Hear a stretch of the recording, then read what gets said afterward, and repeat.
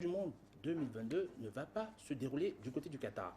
Avec nous pour en parler, nous avons en direct une journaliste RFI, la présentatrice vedette de Radio Foot International, Annie Gasnier. Annie Gasnier, bonsoir. Bonsoir, Edith Giscard. Alors Annie, avec vous, on va traiter cette actualité autour de Théo Zansvigueur. À votre avis, est-ce un galop d'essai pour préparer l'opinion selon vous? Écoutez, on peut en tout cas se poser la question du moment où survient cette déclaration, parce que c'est vrai que les conditions ont un petit peu changé. Il y a ce comité exécutif réuni à Zurich ces 2 jours, et on sait qu'il devrait entériner la déclaration de candidature de Sepp Blatter pour un nouveau mandat à la tête de la FIFA. Donc ça survient comme par hasard juste avant. Il y a aussi à noter que depuis, on sait que Sepp Blatter n'aura pas d'adversaire puisque Michel Platini a dit qu'il ne serait pas candidat pour présider ou pour essayer de présider la FIFA. Donc il y a encore un candidat qui s'appelle Jérôme Champagne, un Français, mais vraisemblablement Sepp Blatter sera assuré de son élection.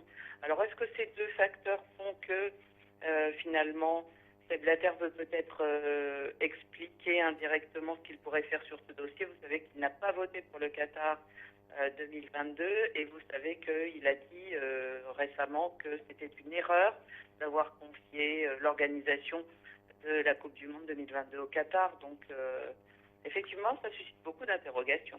Très bien. Alors Annie Gasnier, avec vous, la raison climatique évoquée par Théo Zansvigueur, vous y croyez sincèrement ou ce n'est pas une forme d'euphémisme? Écoutez, vous savez qu'en fait, le débat, c'est pas sur les températures d'été, mais sur l'hiver. Parce que on savait depuis que le Qatar avait été désigné, il y avait bien sûr ce projet un peu merveilleux de stade climatisé, mais on sait que dès qu'on sort du ras de la pelouse, c'est impossible de ne pas suffoquer dans des chaleurs du Qatar à cette époque qui sont autour de 50 degrés. Et surtout pour le corps humain, c'est très compliqué. Le vrai débat, c'est est-ce qu'on peut le faire en hiver et quand? On sait qu'il y a une énorme opposition de certaines fédérations européennes, notamment la fédération anglaise qui ne s'arrête jamais en hiver, il n'y a pas de trêve, et il y a le fameux Boxing Day qui rapporte beaucoup d'argent. Alors, est-ce que c'est un ballon d'essai pour voir comment réagissent les Européens à cette idée de faire cela l'hiver? Est-ce que ça serait pas en hiver, mais peut-être au printemps, un peu avancé, pas vraiment en juin, peut-être en mai? C'est plein d'interrogations parce que, en fait, derrière l'histoire de la désignation, vous le savez comme moi, il y a des problèmes de corruption énormes. On attend le rapport de Michael Garcia pour savoir ce qui s'est vraiment passé dans ces votes. Peut-être que la FIFA pourrait s'en sortir d'une manière élégante en faisant procéder à un nouveau vote.